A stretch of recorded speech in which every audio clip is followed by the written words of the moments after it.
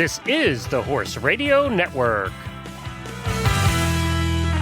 This is episode 1232 of Horse Tip Daily, your almost everyday morsel of helpful hints, useful facts, and practical techniques for horse folks. Brought to you today by bedindabox.com.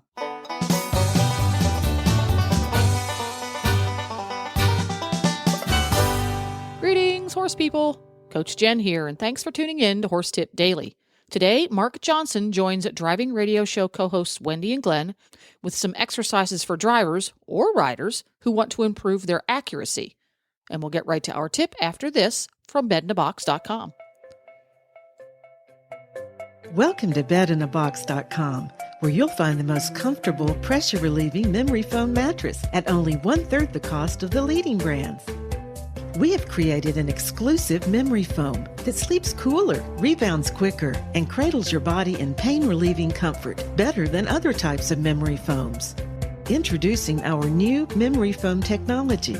By swirl infusing gel into our advanced memory foam, we have created an even cooler, more comfortable sleeping surface. Best of all, it's made right here in the USA. He had been dealing with back pain and chiropractor visits for a while, so we decided it was probably time to find a new mattress. So we started doing some research on memory foam mattresses and found bedindabox.com. We were on a trip with some friends, and they actually had a bed-in-a-box mattress in their camper. And on their recommendation, we decided to get one for ourselves. They got it to us in no time. We had no problem adjusting, and we were thrilled with the comfort. In fact, my husband doesn't have to get up early anymore due to back pain. He can lie in bed for as long as he likes without any discomfort. We recommend Bed in a Box to anyone who has back problems or just needs a good night's rest. We believe we have created the world's best memory foam mattress.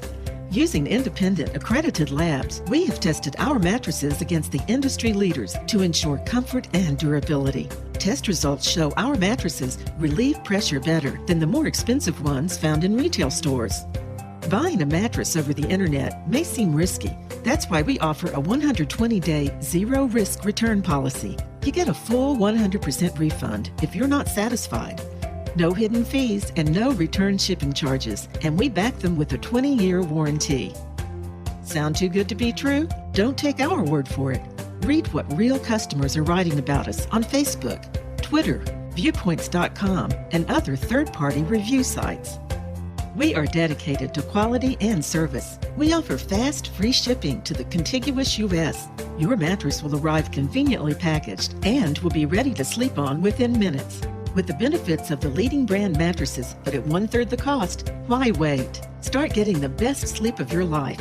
Call, chat, or email one of our friendly customer care agents to learn why 99% of our customers sleep better and toss and turn less on their new Bed-in-a-Box mattress.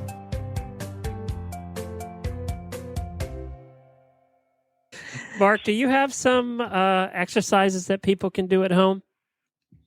Well, I think the most important thing to start with is working on circles, because a cones course is basically one curve to another, so that it's all parts of a circle and changing rein.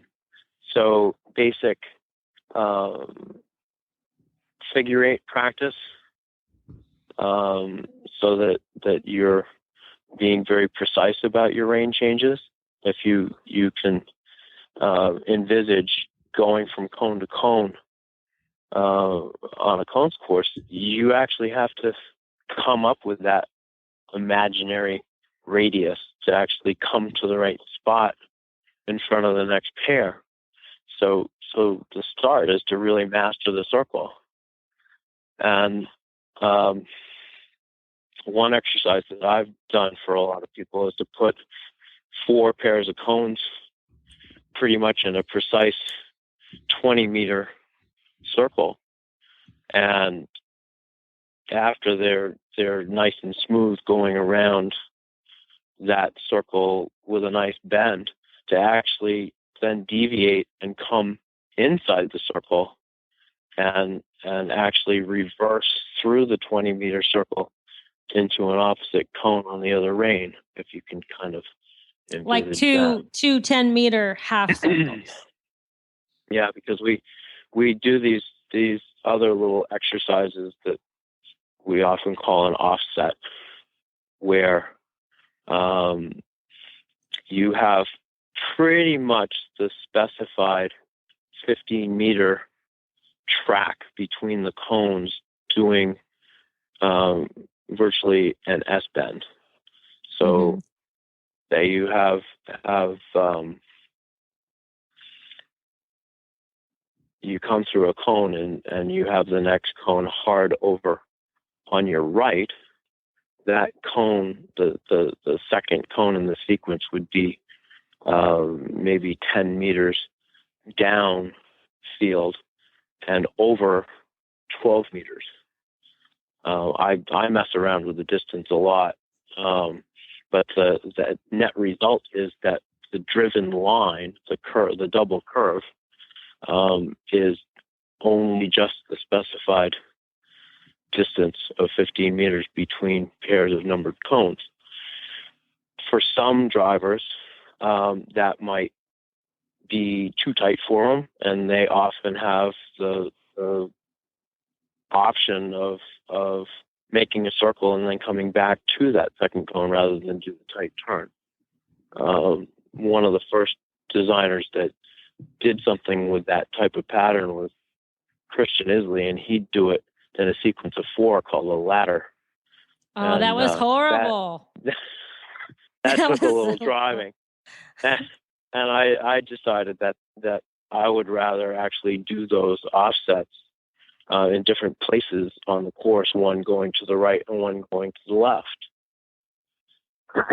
And then there's the next little tricks that a lot of people now have: delayed steering for cones. Mm-hmm. So what do you think about that? Well, I delayed steering?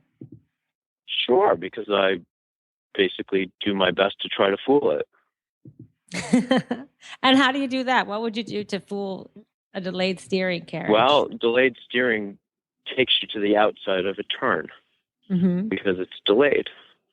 So if you bring somebody into an offset on the wrong rein, and then they have to do an extra, basically the delayed steering can take them to the wrong side of that offset and put them too deep to come back to the next cone. Tricky. But anyway.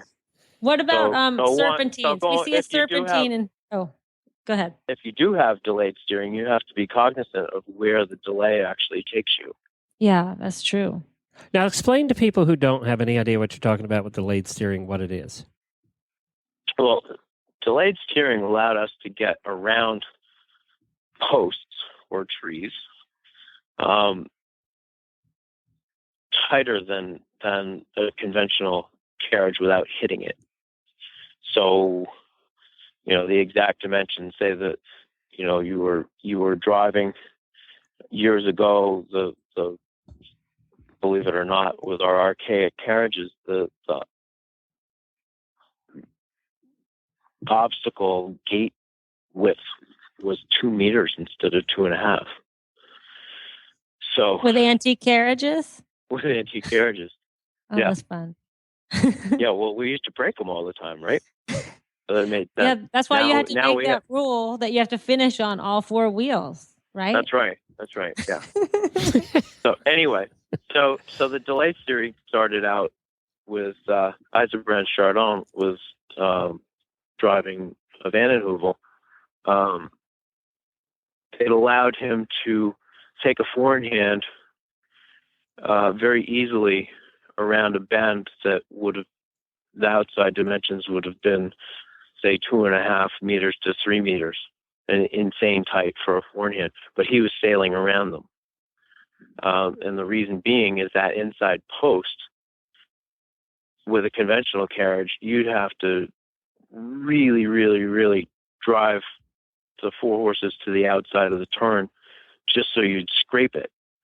With the delay, the animals would be, say, at, just pulling numbers out, I think it's maybe like a 10-degree difference. So the horses would be at 25 degrees or so, and the carriage wheels would only be at 15 degrees. So it basically pushes to the outside. Got it. the danger of that is that you'll start hitting stuff on the outside. I was going to say, once you hit something on the other side, that was my question. Yep. And so that's one thing about the offsets. If you come in on the wrong rein and you think you're going to do an extra rein change through the first pair of cones, it's going to send you to the outside, so it makes it harder to actually make the turn back to the second cone. Got it. See? What's the thing? Glenn, if you got it, then I explained it almost right. That's right. That's exactly right. So now I have a question. What is the thing that, because you watch people going through your courses. You set up a lot of courses. You've seen a lot of people go through your courses. What is, and I don't know, I'm not sure I'm going to ask this question correctly, but what is the one training thing that they are doing wrong before they come into cones? What, if you had to pick out one thing that everybody that you see going through these courses could improve upon, what would it be? Pace is usually the biggest problem. Not a steady pace? Not a steady pace. The other thing is sometimes people try to drive too fast. Okay. And That'd be Wendy. Too fast actually sometimes forces you to take a longer track. So, say you're cantering around this thing thinking you're going to beat the clock, but all these part circles that I mentioned get bigger. Rather than if you went slower, you'd be staying closer to a planned line. And this has been true. That's true in any sport, Mark, right? I mean, it's really true in any sport that if you're steady, you're going to do better than the guys who are up and down or the super fast ones, whether it's race car driving or whatever. But the important thing is to find the right pace, find the groove, and so that you can then actually drive the route that you walked on foot. Gotcha. And then if you have turnbacks, as we call them, where you basically have to drive some pattern to do an about face to go through the next set of cones. Those are sort of imaginary distances. So somebody that's really racing along, they're going to be driving a much longer line than the officials measured to figure the time out. Got it. Yeah, that's the thing too. You need to watch where the officials are walking when they're measuring the course, so you know where they're going. And everybody was outraged when they raised the speed for ponies, and they didn't get it. The ponies were driving a shorter line. Yeah, that's true. I won't say whether or not the way they went about doing it was correct or not, but the ponies can actually drive the darn things quicker because they get right inside. So anyway, pace is one. The other is just sloppy driving. On serpentine driving, there are a lot of people that try to angle their way through the first of the 4 pairs of cones so they can get over to the B set quicker. Well, the problem is now you've put yourself off center. So if you don't hit the D cone, you're definitely taking out the E cone. The carriage just gets farther off the center line. You told me that. You told me to line up with A and C. And I used to kind of just think, I don't have time. I just have to get in there and then I'll worry about it when I'm in. But if you're not lined up with A and C, by the time you get to D, forget it. Right. And the other thing is if you wobble off that line, then you have to slow down. So there you are. You've lost your pace. So basically your whole plan has to start with pace and then accuracy. And then the other stumbling block is memory. That'd be mine. Some courses are evil to remember. Well, there you have it. You can find links to today's guests as well as a lot more tips at horsetipdaily.com. This podcast was made possible through the generous support of bedinabox.com and listeners like you. Learn how you can help support Horse Radio Network programming and qualify for auditors-only perks by going to horsetipdaily.com and clicking on the Become an Auditor banner in the center of the page. This is Coach Jen, and I'll be back again soon with another tip. So until then, go ride your horse. The Horse Radio Network and the Horse Radio Network hosts are not responsible for statements of guests or their opinions. Use your own judgment when listening to the tips provided by the experts on Horse Tip Daily.